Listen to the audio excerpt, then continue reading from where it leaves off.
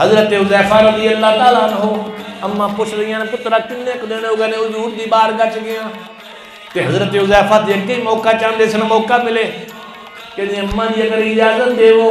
اج مغرب دی نماز حضور دے پیچھے پڑھا اپنی تے تواڈی بخشش دی دعا کرواواں اما نے فوراً اجازت دی نماز مغرب تک پہنچے میرے کریم آقا صلی اللہ تعالی علیہ وآلہ وسلم نے نماز پڑھائی نماز پر فارغ ہونے تو بعد میرے کریم آقا صلی اللہ تعالی علیہ وآلہ وسلم نوافل اندر مشغول ہو گئے حضرت حذیفہ نو موقع نہیں ملے عرض کرن دا عشاء دا وقت آ گیا کریم آقا نے عشاء کی نماز پڑھائی نماز پڑھا کے میرے کریم آقا اپنے حجرہ پاک کی طرف دور پہ حضرت حذیفہ نے سوچیا اگر ہن بھی سلام نہ کر سکیا پھر تہجد ویلے جا کے صبح فجر تک انہی دیر رک نہیں سکتا حضرت حذیفہ رضی اللہ تعالیٰ عنہ کہنے میں پیچھے پیچھے ٹریا میرے کریم آقا نے پوچھا من ہاذا کون ہے پیچھے آنے والا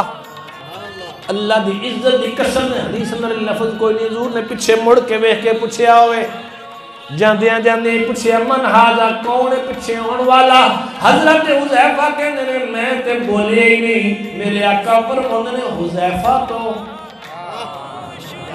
پیچھے آنے والے حذیفہ ہیں کہنے نے میں کہا یا رسول اللہ حذیفہ ماں پھر سرکار نے رخ پر نور میری طرف پھیر کے فرمایا غفر اللہ لکا ولی امک ما حاجتکا حذیفہ اللہ تینوں بھی بخشے تیری ماں بھی بخشے دس کیڑے کام آیا ہے اگلی گل میرے حضور فرمانے ان ھذا ملک لم ينزل الارض قد قبل هذه الليلہ فرمایا حذیفہ ان ھذا ملک ان تاکید ہے کہ ھذا اس میں اشارہ قریب ہے فرمایا یہ فرشتہ ہے ان ھذا ملک اے فرشتہ ہے میرے کول لم ينزل الارض قد قبل هذه الليلہ اج دی رات تو پہلا کدے زمین تے اتریا ہی نہیں استاذن ربہ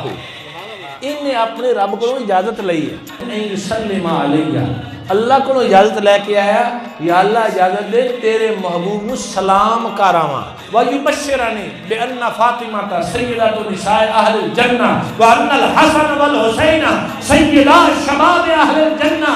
رب کو اجازت لے کے آیا ہے مینوں خوشخبری دین واسطے ہے بشارت دین واسطے ہے میری شہزادی میرا جگر پارا بطول زہرا جنتی عورتاں دی سردار ہے حسن حسین جنتی جواناں دی سردار